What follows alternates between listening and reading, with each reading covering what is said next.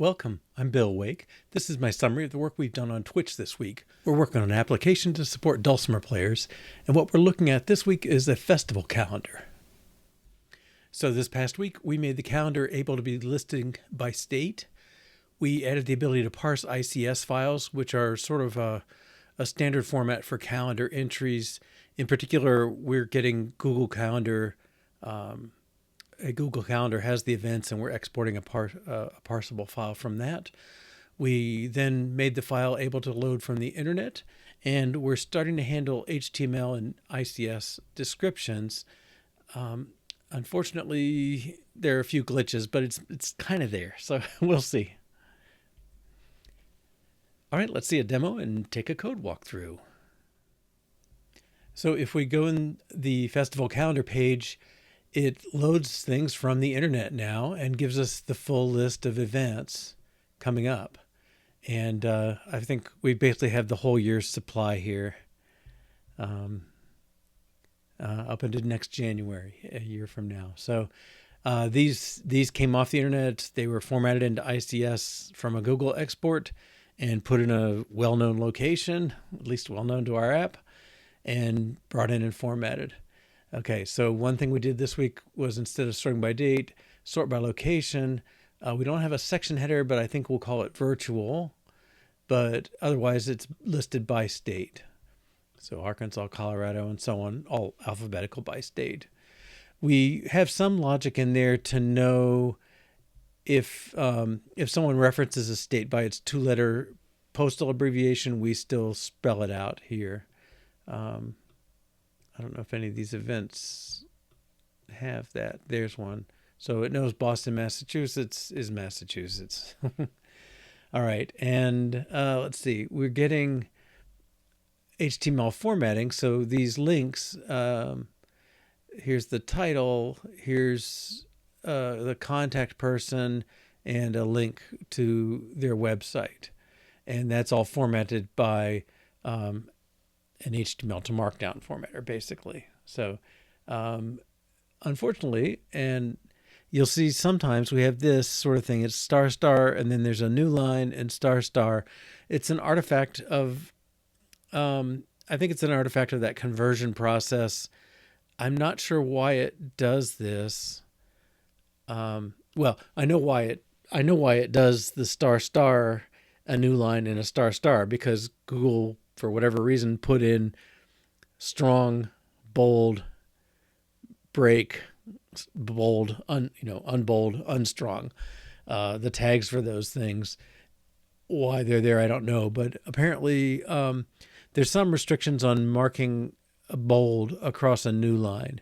So we'll have to figure out a way to filter that out. But otherwise, it was kind of those fundamental pieces all came into place this week. We did try a different way to do the formatting, but the problem was the tool interacted with the scrolling in a bad way, and sometimes it would show stuff and sometimes it would be cut off and everything. So we switched to a different library that converts the HTML to Markdown and then displays that in a view. All right, let's see the implementation. Okay, we'll start up at calendar view. And the big thing we added was the ability to load the new calendar. So when the calendar view first appears, we kick off this task to refresh. And that's up here. It basically has the URL. That string is defined somewhere. It forms it into a URL object. It takes that and makes a request. Gets data back and off the shared URL session, checks for failure, converts the string, converts the data to a string, and then uses that string to feed to the calendar parser, which takes in a string that represents the ICS file, and it finds the events for it. And we have a message. We clear the message when we've successfully loaded, but if we have an error, we'll put a calendar unavailable message. This is the format. This is an ICS format. So it's a sort of a text format, tags at the beginning of the line, and then the line contents. There's some about the calendar, and then you get down a ways, and they're about the events. Begin v event and end v event. So it's a relatively linear format. The name is known as the summary, and description is text in HTML.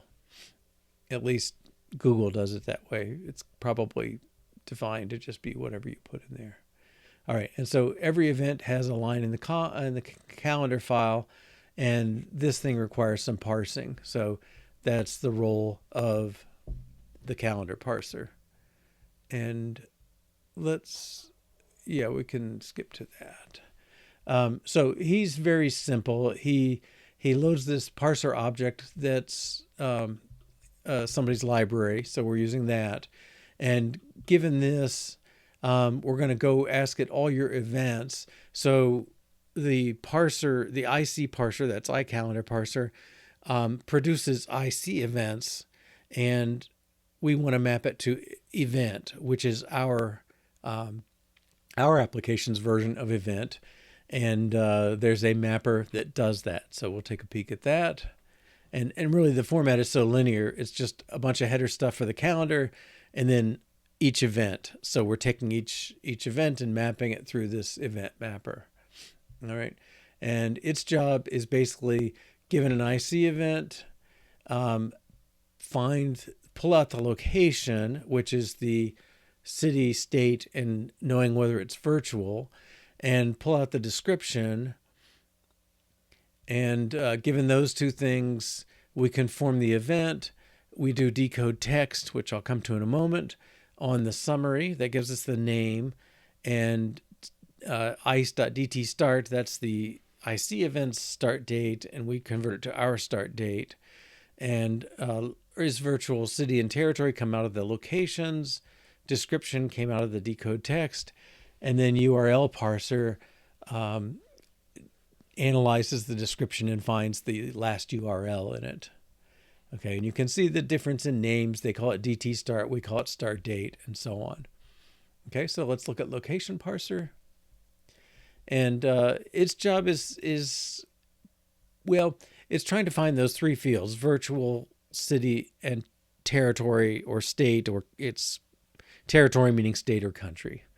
And so we check first if the thing starts with virtual. So we allow a couple formats. You can either be virtual and, or virtual or, and or just virtual. And if you have that, so if it's virtual or St. Louis, Missouri. So we split the rest of the parts. Once we've peeled off the virtual, we split the rest on the commas and trim those parts up. If there are two parts, we treat one as the territory and one as the city. If there's only one, we just use the territory. And so we return a location object that reflects those three fields. Okay. And this extension on string, basically it knows how to pull off characters from the front of a string and leave us with the rest of it. All right, the URL parser, it takes the original description and it's basically looking for HTTPS or HTTP or HTTPS and finding that in the text, and we're using the last. So ranges returns all of them, and we get the last one that has that. If it was embedded in a tag, then it'll have a suffix \a, and we remove that. It turns out that in the raw data, sometimes it's embedded in a paragraph tag, P, and there's going to be a \p. So I need to, let's make a note about eliminate back. I'm forgetting which way it goes now. Okay, so we do have to get rid of that as well. Just variations that we find from real data, basically. All right. But between all of this stuff, given it an ICS file, we pull it in, we parse it, we build our own events, and then they're ready with the stuff we want in them. All right. Now we added the stuff for looking at things by state. So, all right, we added the ability to sort things by state. It gets the list of territories from, and we've hard-coded this date for now, but we'll update that.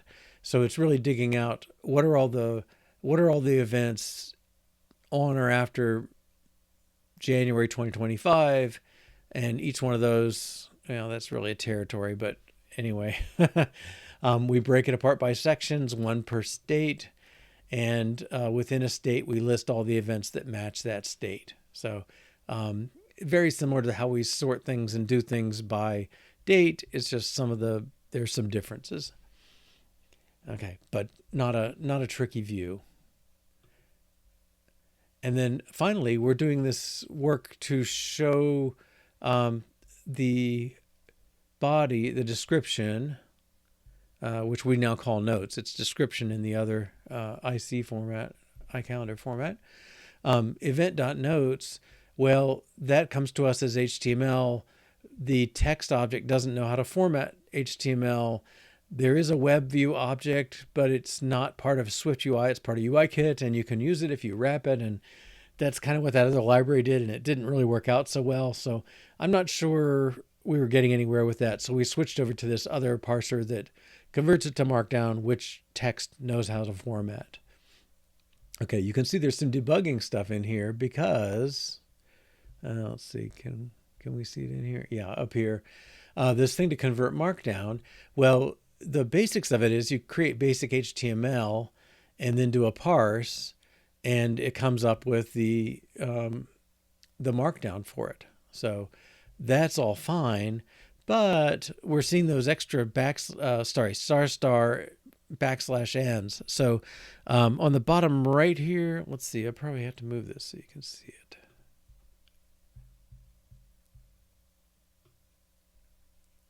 All right, so this is one of our examples that had this problem.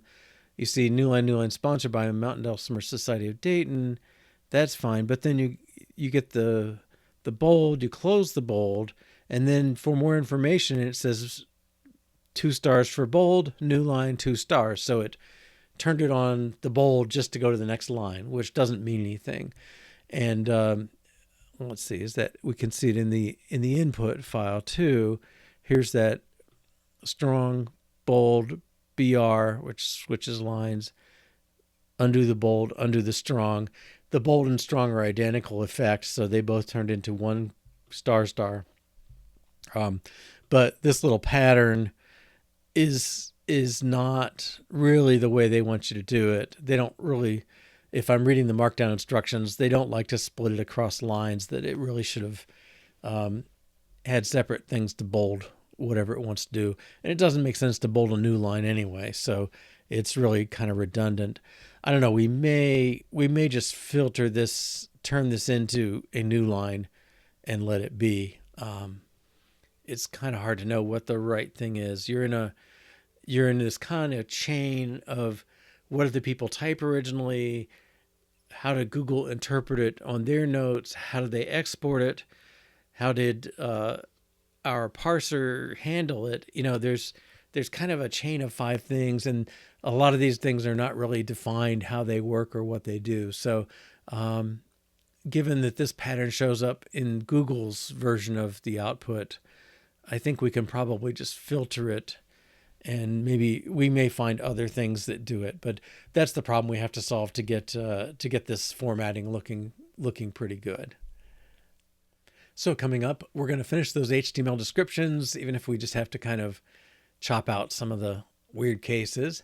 We're going to implement some sort of favorite mechanism for calendars, so you can mark events that you really, maybe you're considering attending them, or whatever reason you have to mark them. But we'd like to be able to mark some favorites and then let you go look at just those. And then finally, we had a bunch of ideas around calendars. I'd like to consider, can we just ship what we have, and rather than going on to more calendars and all that. Now, one thing we would like to do is I would love to put geographic coordinates, longitude and latitude, on those city specifications, and then do a true distance measure rather than just sorting by state. So I live in North Carolina, very close to the Tennessee border. And if something were in Western Tennessee, it's probably closer to me than just about anything in North Carolina. But I think we're closing to the end of the must-have stuff for calendar, and I think I'm happy with where it's gone so far. If you'd like to join us, we meet Monday through Thursday, 2 to 4:30 p.m. Eastern Time or 7 to 9:30 p.m. UTC. xp123.com/Twitch takes you to the live session when it's running, or xp123.com/YouTube takes you to the old sessions, time delayed by about 2 weeks and lightly edited. Hope you can join us sometime. Thanks for watching. Bye-bye.